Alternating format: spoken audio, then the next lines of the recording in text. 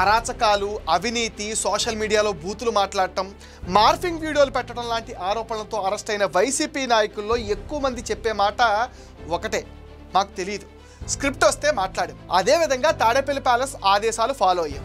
అంటే గత ప్రభుత్వంలో జరిగిన అడ్డమైన పనులన్నింటికీ కేంద్ర బిందువు తాడేపల్లి ప్యాలెస్ అన్నమాట. వీళ్ళు చెప్పేదంతా నమ్మలేం, కానీ కొంతవరకు అయితే నిజం ఉండొచ్చు. మాజీ మైన్స్ ఎండి వెంకట్రెడ్డి సిఐడి విచారణ అధికారులతో మీకు అంతా తెలుసు, ఎవరు ఆదేశాలు ఫాలో అయ్యానో నేను స్పెషల్గా చెప్పాల్సిన పని లేదు అని చెప్పకనే తాడేపల్లి ఆదేశాలు ఫాలో అయిపోయానని చెప్పేశాడు. ఇది నమ్మచ్చు, ఎందుకంటే ఇసుక, మద్యం లాంటి బంగారు బాతుల్ని జగన్ రెడ్డి ఇంకొకరికి ఇస్తాడంటే ఎవరూ నమ్మరు. సాధారణంగా జగన్ రెడ్డి డబ్బులు మనిషి, పక్కా బిజినెస్ మ్యాన్.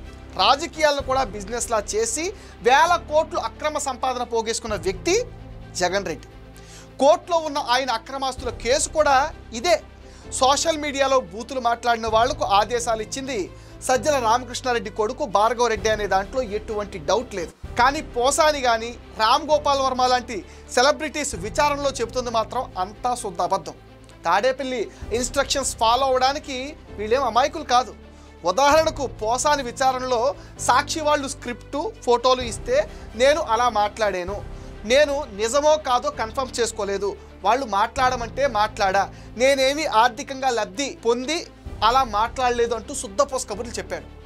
ఏది పడితే అది మాట్లాడడానికి పోసాని ఏమన్నా స్కూల్కి వెళ్ళే పిల్లాడా?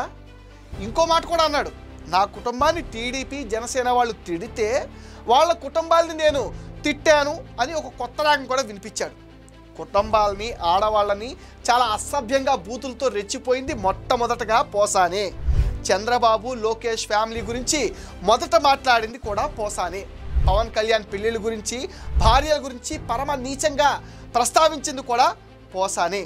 ఇప్పుడేమో కాకమ్మ కబుర్లు చెప్తే నమ్మేవాళ్ళు అయితే ఎవ్వరూ లేరు. స్క్రిప్ట్ ఇస్తే నేను చదివా అనేది ఒక పెద్ద జోక్ మాత్రమే.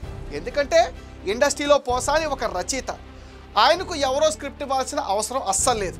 ఆర్థిక లబ్ధి వైసీపీ నుంచి పొందలేదా అంటే హైదరాబాద్లో మై హోమ్స్ బూజాలో 2 ఫ్లాట్లు వైసీపీ ఇచ్చింది అనేది పార్టీలో ఉన్న టాక్. అక్కడ ఒక్కొక్క ఫ్లాట్ ఖరీదు 8 కోట్లకు తక్కువ లేదు. ఎఫ్డీసీ పోస్ట్ ఇచ్చి నెలకు 3,50,000 రూపాయల జీతం అప్పనంగా ఇవ్వలేదా? నేను అమాయకుని అని సొల్లు మాటలు చెప్పొద్దు పోసాని. వీళ్లే కాదు, ఇంకా రాబోయే రోజుల్లో వైసీపీ వాళ్ళు చాలామంది అయితే అరెస్ట్ అవుతారు. మనం వాళ్ళు చెప్పే సొల్లు కథలు ఇంకెన్ని వినాల్సి వస్తుందో.